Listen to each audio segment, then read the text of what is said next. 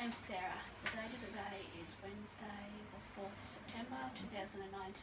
The purpose of this video is to demonstrate to you my knowledge of the domestic violence safety assessment roleplay. I have my friend Jess who will be reenacting Jane. Jess gives consent to be filmed. Hi Jane, it's lovely to meet with you today. My name is Sarah and I'm going to be your case manager. Before we get started, I must let you know everything you say today stays confidential and private. However, as a family services support worker, I have a duty of care that if you disclose anything to me that I think may be a risk of harm to yourself or someone else, I must report this platform. I must also comply with the legal requirements of mandatory reporting due to me working within the family community services. I am also required to report suspected abuse to the government authorities.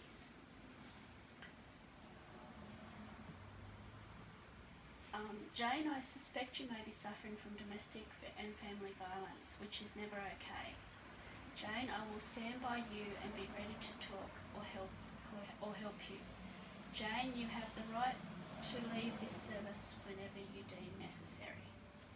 Jane, do you give consent for me to speak with other services if I need to refer you on to someone after we finalise the interview? Yes. Okay. Jane, are you safe to talk with me?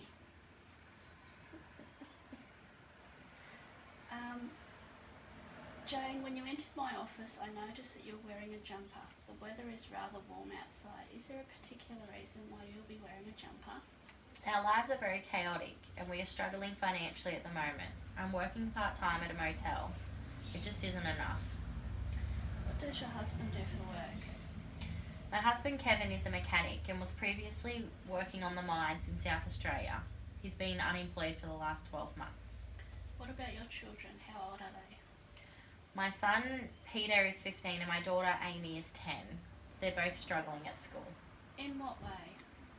Amy is very withdrawn from school and her teacher has been struggling to get her to participate in school activities.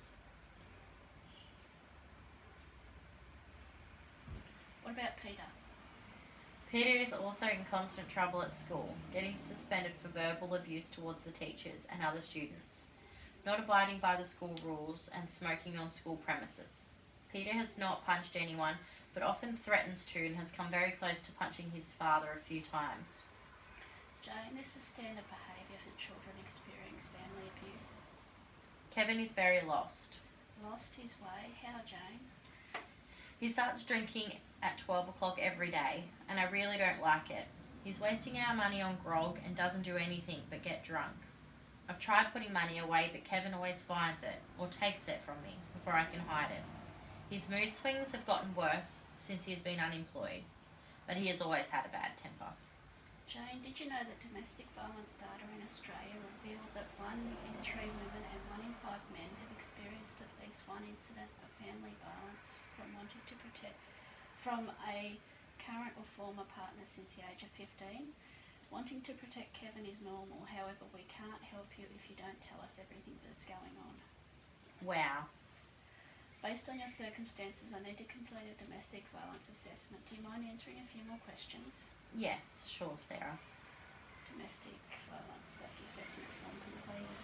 Domestic violence can happen to anyone and can take many forms, Jane. DV is an abuse of power and control that usually involves a pattern of violent abuse or intimidating behaviour carried out by a partner, ex-partner, carer or family member to control, dominate or instill fear. There are many resources that I can provide you with until our next meeting. That sounds great. I really need some tools to deal with Kevin. I will provide you with a list of hotlines you can call. Are you happy to stay in a relationship with Kevin? Kevin is a good man. He's just lost his way. I'm hoping we can work through all of this. I'm glad to hear that, Jane. Just remember, I'm always here if you need support. What are some strategies I can use with Kevin's drinking? Well, you need to remember that alcoholism is a disease. It is very hard to believe that your spouse is no longer making an active choice to drink. However, when someone is an alcoholic, the choice to drink is no longer within their control, at least to some extent.